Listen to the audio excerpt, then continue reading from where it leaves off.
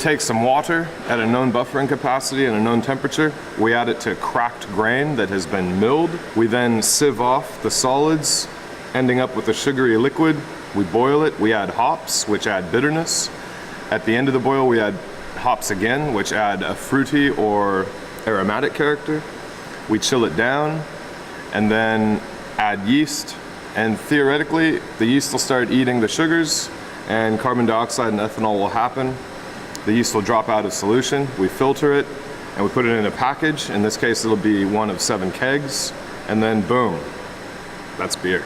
The Shamrock Brewery was a brewery that lasted a long time in the late 19th century in Melbourne. We found the original label for the Shamrock Brewery, and whilst they didn't make a dark lager, we think they could have made a dark lager. So we've taken their label and with a little bit of creative license, we've named it the Shamrock Dark Lager.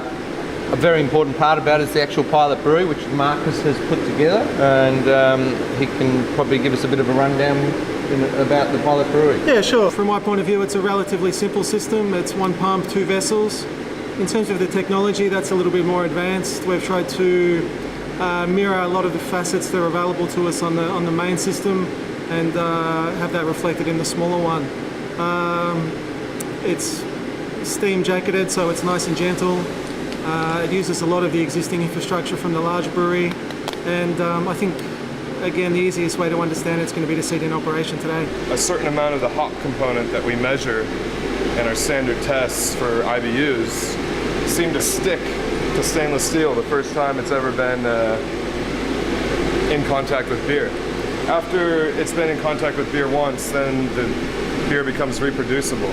But for that reason, all these tanks are going to see a batch of beer before we actually put beer that we want to drink in it. So yesterday, we went ahead and did a brew to condition some tanks. And what that's going to do is give us an idea of how efficient this particular system is at pulling extract, aka sugary water, out of grain. Given our experience yesterday, we would have come up with something like an 8% monster had we gone on our assumptions of efficiency. So today we're going to go ahead and find out what sort of efficiency we're at, which is once again an experiential thing. In the meantime, we've got to control things like mash pH. We've got to figure out what sort of actual volumes of water we've got going in, and that's just the start. Later on in the process, things will get a bit more involved.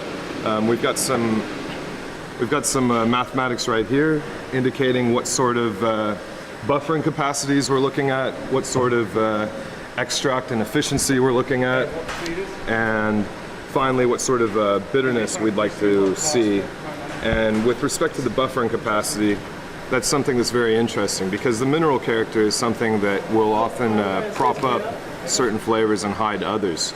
In the case of wanting roastiness, we've got some things in mind here.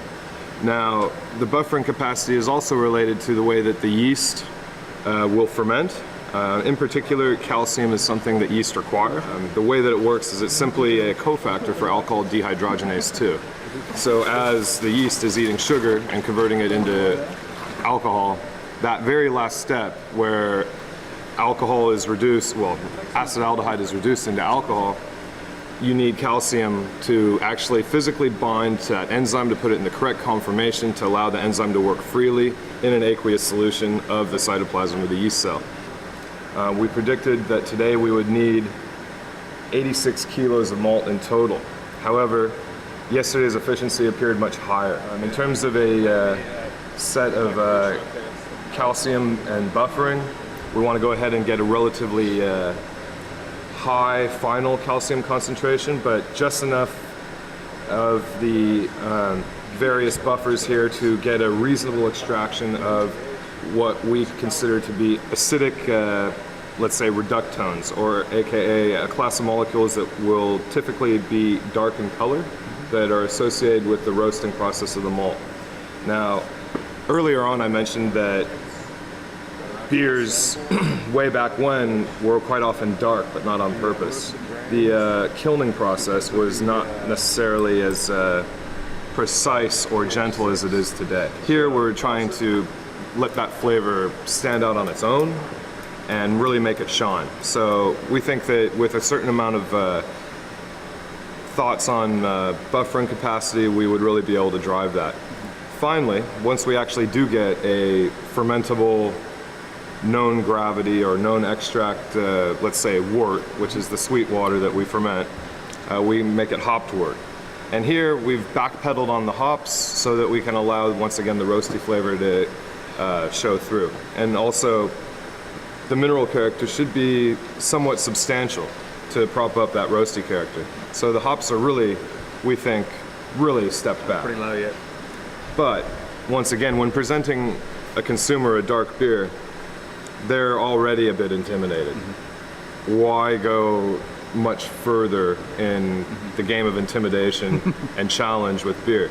Sure, we know that 2% of drinkers want to be intimidated. They want to be scared. They like it a little bit rough.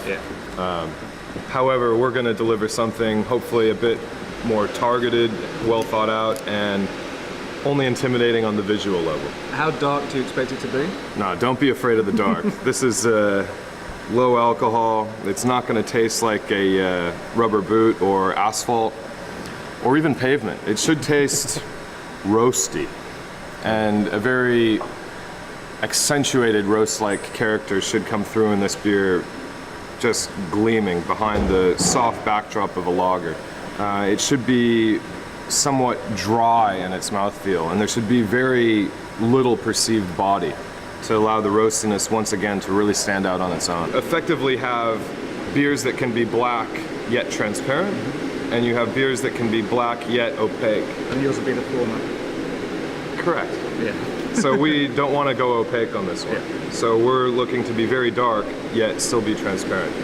In terms of these scales, it's once you get to this point, it's pretty much immeasurable anyway. This is such a dry beer that it's almost a surprise that it's liquid. And when the hops going in, the hops all going in early.